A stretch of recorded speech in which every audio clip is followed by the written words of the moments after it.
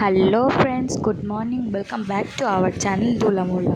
তো ফার্স্ট আমি এখানে সকালবেলা উঠে গিয়েছি, তারপরে ব্রাশ টাশ করে এসে মেয়েকে ঘুম পাড়িয়ে দিয়েছি। ওর জন্য কিছুটা স্যালাক্স করে এনেছিলাম, তো সেটা খাইনি, সেটাই চাপা দিয়ে রেখে দিয়েছিলাম। তো তারপরে দেখো ও উঠে গিয়েছে, তো ওকে নিয়ে একটু ভিডিও করে নিলাম। আর এদিকে দেখো ঘরের অবস্থা কি, ওকে মেঝেতে বসিয়ে দিয়ে আমি ঘরটাকে ক্লিন করে নিলাম। এদিকে ঝাঁট দিয়ে নিচ্ছি।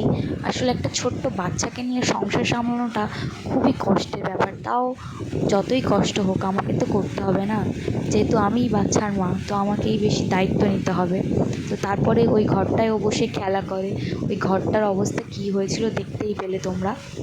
তারপর আমি এদিকে চলে এসেছিলাম রান্না করতে। মানে বেসিক্যালি আমার যাই রান্না করে, তো গ্যাসটা শেষ হয়ে যাওয়ার কারণে আমি বললাম চুলোটা আমি ধরিয়ে দিই।